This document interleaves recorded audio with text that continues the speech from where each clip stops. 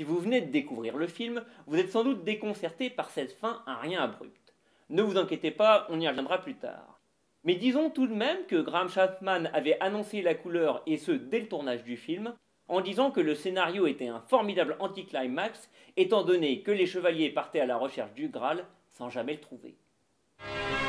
有时候，有一部电影可以把整个电影的历史起来改变。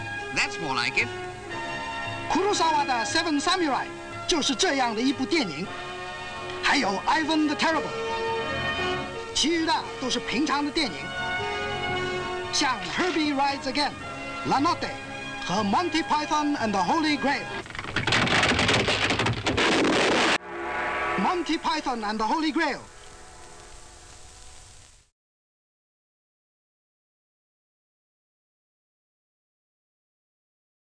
Après Playboy, qui donc pouvait produire le deuxième opus des Monty Python? Les producteurs de cinéma sont contactés, mais sont tous assez réticents à confier la réalisation à de nouveaux venus, Terry Jones et Terry Gilliam. C'est finalement un producteur de théâtre, Michael White, qui avait déjà travaillé avec Cleese et Graham sur le Cambridge Circus, qui va accompagner les Pythons dans cette folle aventure. Le budget de 200 000 livres du film va être finalement réuni par Tony Stratton Smith, un producteur de musique qui va proposer à 10 groupes de rock d'investir chacun 20 000 livres dans le film. Sacré Graal sera donc au final financé entre autres par Pink Floyd, Genesis ou Led Zeppelin. Si rétrospectivement Terry Gilliam évoque une possible tentative de réduction d'impôts, Michael Palin de son côté pense que ces groupes pouvaient se reconnaître dans l'esprit subversif et légèrement rebelle des Pythons. Le processus d'écriture de Monty Python Sacré Graal va être assez long, car comme l'explique John Cleese, le groupe ne sait pas au départ où va aller le film. Sur les morceaux écrits individuellement par chacun et mis bout à bout, seul 1/10 va être conservé. Le travail de réécriture va pouvoir se poursuivre même jusqu'au tournage, juste avant le moteur action décisif. À l'origine, le récit devait se dérouler entre le Moyen-Âge et l'époque contemporaine, et les chevaliers finissaient par trouver le Graal dans un des rayons du grand magasin d'Harrods, puisque la devise du magasin est tout partout pour tous. Finalement, les Pythons décident de se concentrer sur la partie la plus réussie, la partie arthurienne. La passion de Terry Jones pour le Moyen-Âge a certainement joué un rôle dans cette décision, et cette passion conduira plus tard Terry Jones à écrire des livres sur la littérature médiévale, et a signé pour la BBC la série documentaire Terry Jones Medieval Lives. Mais finalement, qui a écrit quoi dans le film? Disons que de façon générale, chacun a interprété le segment qu'il avait écrit.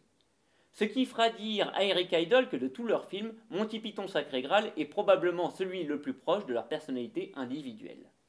John Cleese est ainsi à la fois l'auteur de la séquence avec Lancelot et du duel avec le Chevalier Noir dont il fait la voix. De son côté, Michael Palin décrit la scène du château Anthrax comme sa tentative de jouer enfin dans une scène de sexe, ce qui lui était toujours refusé du temps du Flying Circus. Vaine tentative cependant, car Michael Palin décrira le tournage de la scène qu'il s'imaginait orgiaque comme un travail de plomberie. C'est Michael Palin qui détient le record du nombre de rôles joués avec 12 personnages au compteur, tandis que Graham Chapman en joue le moins avec seulement 4 rôles, mais pas des moindres, puisque en plus de jouer Arthur, il fait aussi la voix de Dieu.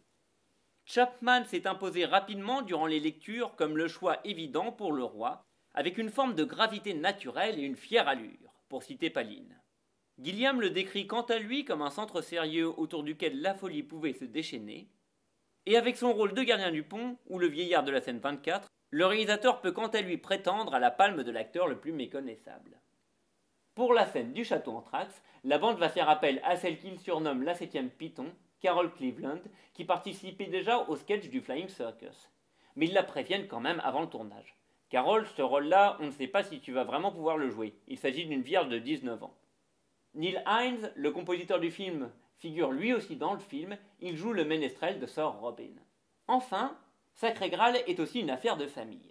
Le dernier des deux, Michael Palin, trouve un petit rôle avec Sir qui n'apparaît pas dans le film, mais qui apparaît bel et bien dans le livre du film. Le livre du film est tenu par la femme de Gilliam, qui sera plus tard sa maquilleuse sur ses projets, et c'est Gilliam lui-même qui joue le gorille, qui la tue et qui prend ensuite le relais.